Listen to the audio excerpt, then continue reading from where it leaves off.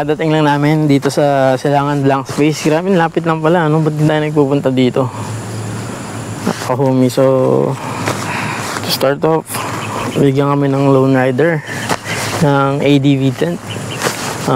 Hindi ko lang sure kung kami yung first neto sa Philippines na merong ADV tent. Pero angkinin na namin na kami yung una. Pero kung meron, sabihin nyo sa comment kung kayo yung nauna. So yun, tignan natin kung try natin siyang i-pitch. Tignan natin kung ano yung tsura niya. Let's go. Solid ng ano yun, premium na premium yung ginamit na material sa kanya. Ripstop yata ito for sure. So check natin kung ano yung included dito.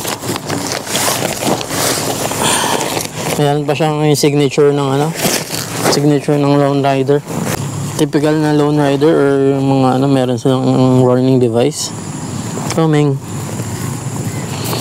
So tingnan natin kung anong. So may instruction dito kung paano siya buuin.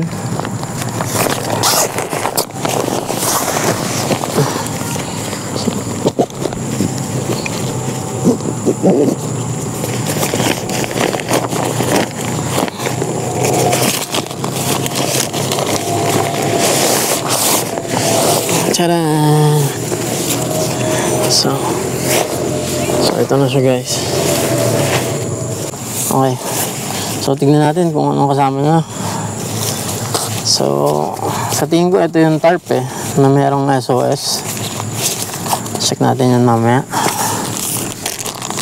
Ito lanyard. Ito for sure, ito yung pole kasama na. Ganda ng lalagyan. Meron siyang net.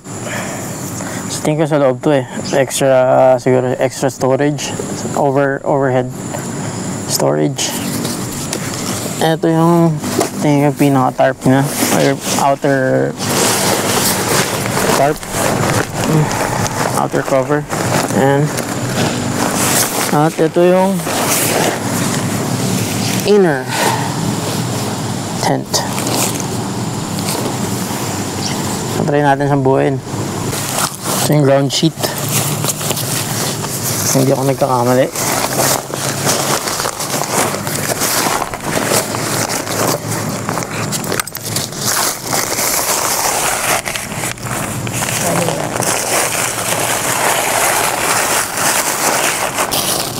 Crispy pa. Crispy.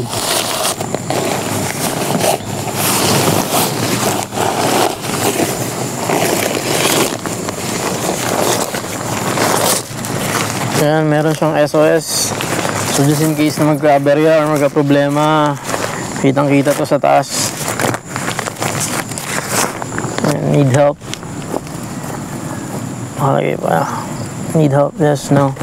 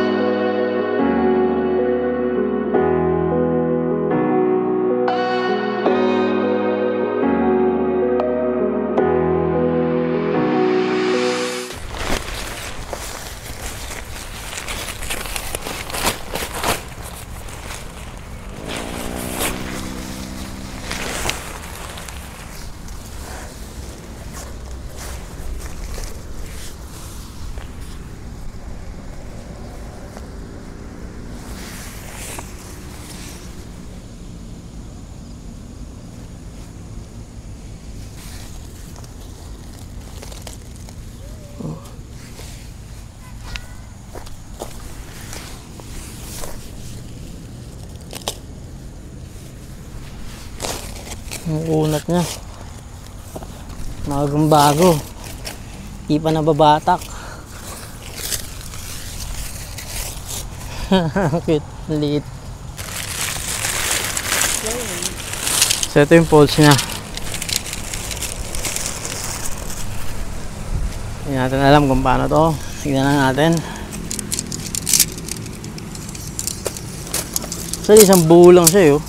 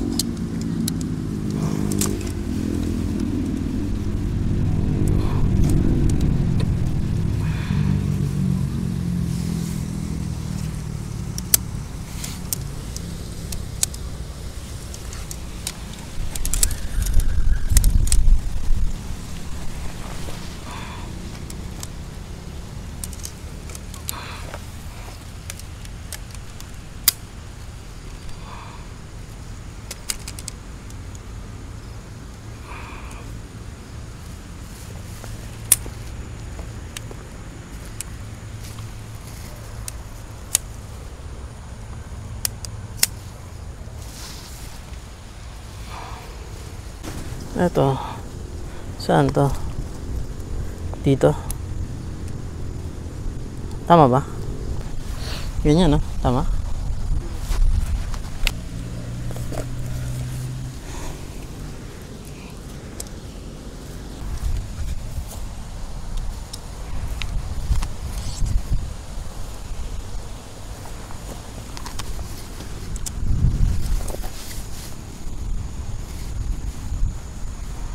Eee! Why we are so afraid? Bakit parang afraid? Bakit parang tayo natatakot? Ano tayo? Eh, post-traumatic ano kasi kami. Nababalian ng mga kung anik-anik. Alam mo yan?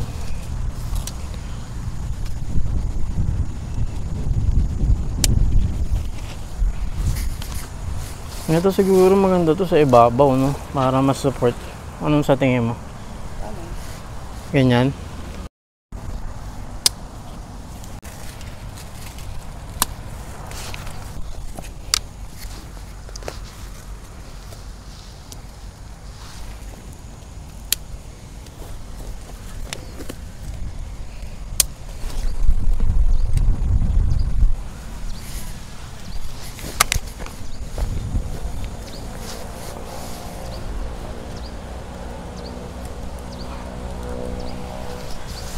So ayan guys.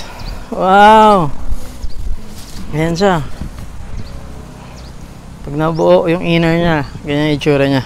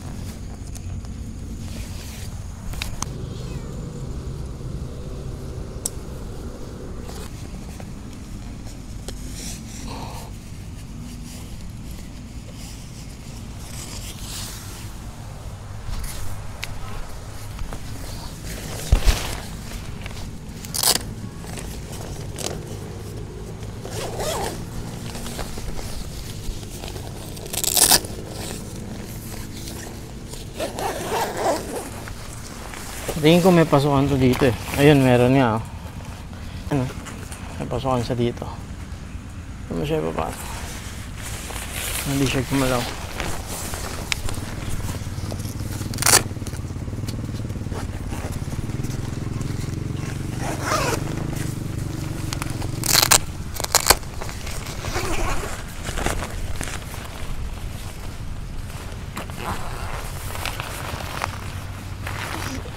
So yan, ano siyang bakal or aluminum alloy. Ayan siya. Ayan, pinasa ko lang dyan. Tapos dito din. Ayan, ayan siya. Sayang di natin naurasan kung gaano katagal siya i-pitch.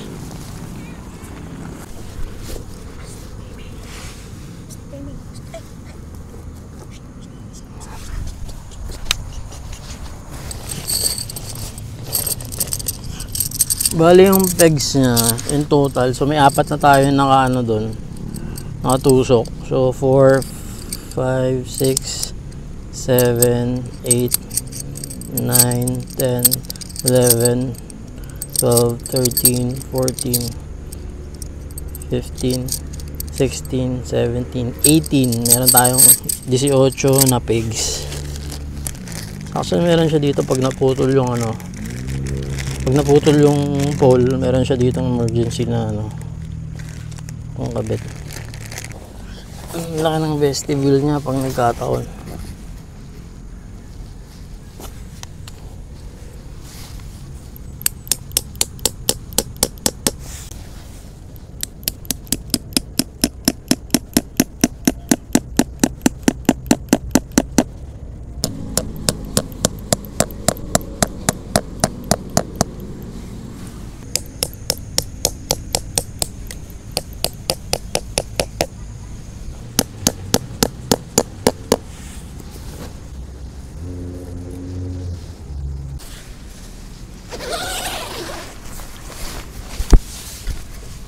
Wow. Ang laki niya din. Ang laki pala niya. Ayos. So yun, meron siyang net na kasama. So overhead na lalagyan siguro. Walang alam paano ito ikabit. Malalaman natin saan to.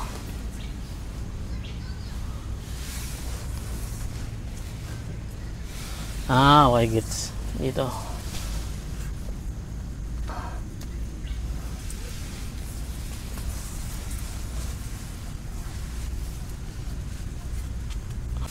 So yung dito pala siya. Meron siya. Dito yung lagayan.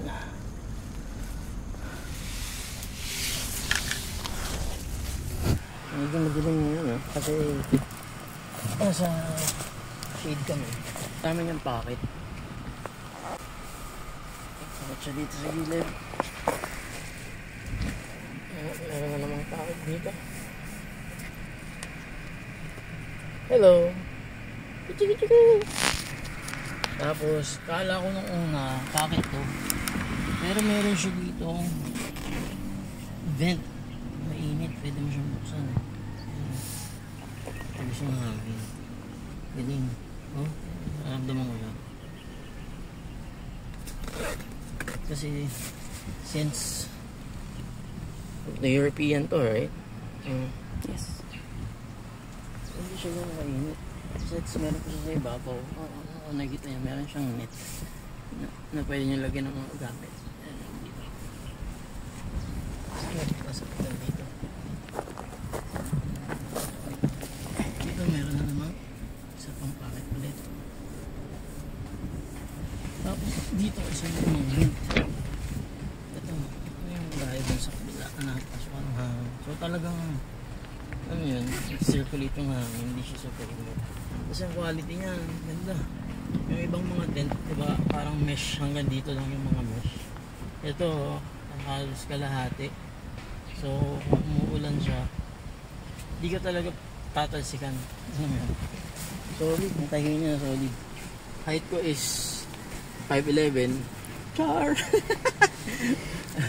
Height ko 5'3", 5'4". Ano, pero ito, ayan. Super Ang laki niya. Tatlong ganito ko.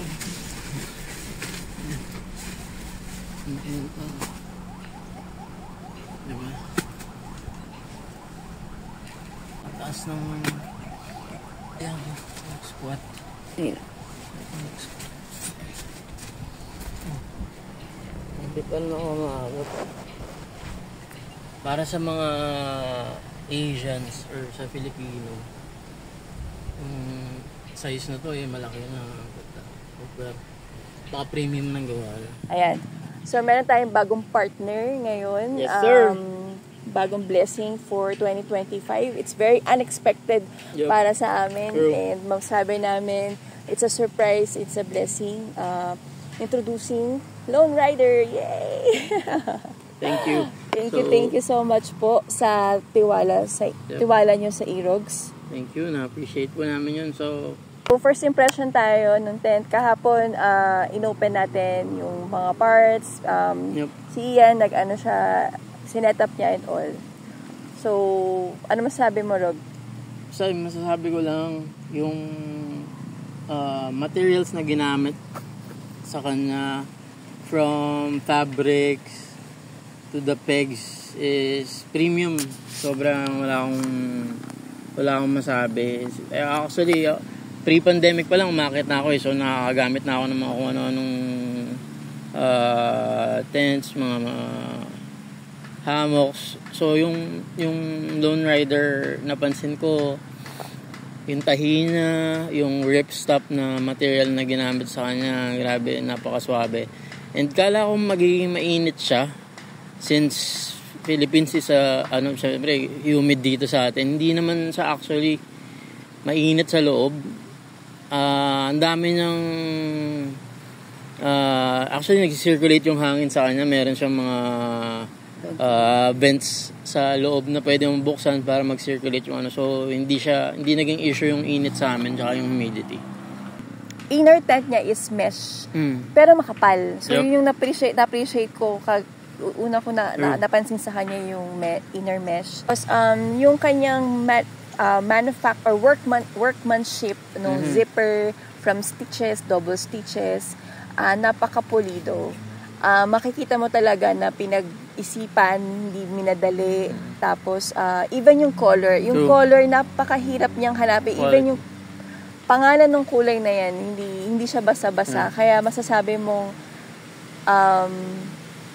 premium, or yung tawag dito, one of a kind. It's a one of a kind color grading ng kanyang tent. And parang then, wala siyang kakulay, no? Oo, parang wala siyang kakulay. Ang hirap niyang halapan actually ng color. So, yun, ang ganda niya. And then, kaya siya pula, yun nga, katulad na sinabi Ian sa aming unboxing, para makita agad siya sa, when you, pag naka-embed ka sa nature, at least, kita mo agad yung nag-stand out yung red color. Isa pang nakakatuwa dito, yung ground sheet niya, pantay siya sa inner tent. So, kahit isang pegs na lang siya. Alam mo yun, di ba minsan, pwede mong bitbitin yung, since meron siyang parang slot na pasukan, pwede mong ibitbitin na yung ground sheet kasama ng tent. So, kung gusto mong maglipat ng pwesto, ang dali niya, hindi siya hassle kasi kasama mabibitbit yung ground sheet kasama ng tent. Di ba? Napaka-convenient.